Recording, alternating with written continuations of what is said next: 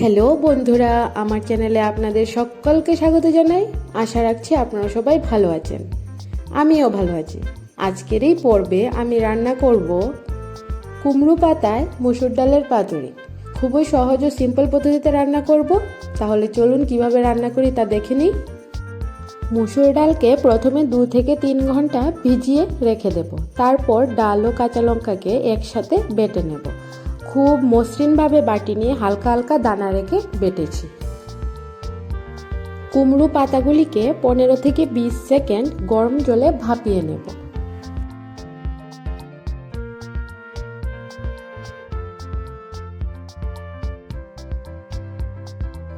এখন বেটে রাখা ডালের মধ্যে কুচনো কাঁচা লঙ্কা, কুচনো আদা ও রসুন ও কুচনো পেঁয়াজ দিলাম।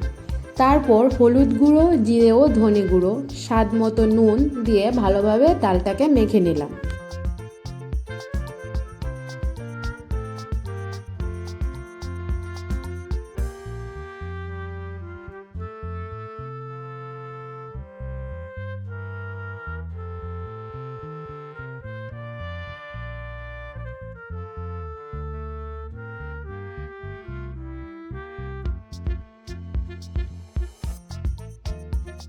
এখন পাতুরি বানানোর জন্য কুমড়ো পাতাকে এভাবে বিছিয়ে দিলাম। এখন সেই ডালের মিশ্রণ এর মধ্যে পাতলা করে দিয়ে দিলাম।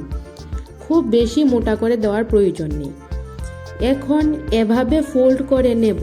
এক একবার ভাঁজ দেব ও তার মধ্যে ডাল বাটা অল্প অল্প করে দিয়ে দেব, যাতে করে প্রত্যেকটা ভাঁজ আটকে যায়।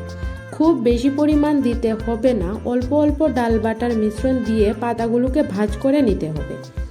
দেখতেই পাচ্ছেন আমি কিভাবে দিয়েছি। শেষে উপরেও হালকা একটু ডাল বাটা দিয়ে দিলাম, তাতে করে পাতুরিটা অনেক মুচমুচে হবে।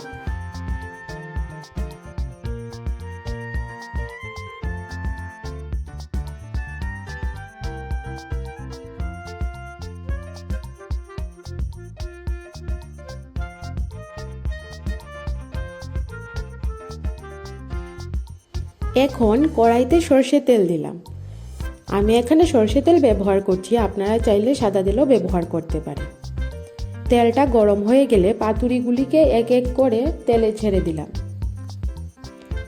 এখন মিডিয়াম আঁচে পাতুরিগুলোকে উল্টে পাল্টে বাদামি করে ভেজে নেব।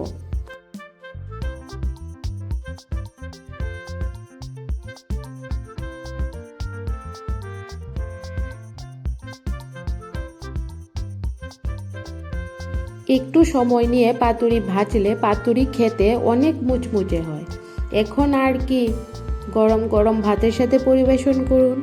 পাতুরি ও পাতুরি ভাজা সর্ষের তেল দিয়েই এক থালা ভাত নিমিষে খেয়ে নেওয়া যায়। আপনারা অবশ্যই বাড়িতে এটা ট্রাই করবেন এবং কমেন্টে অবশ্যই জানাবেন খেতে কেমন হয়েছে।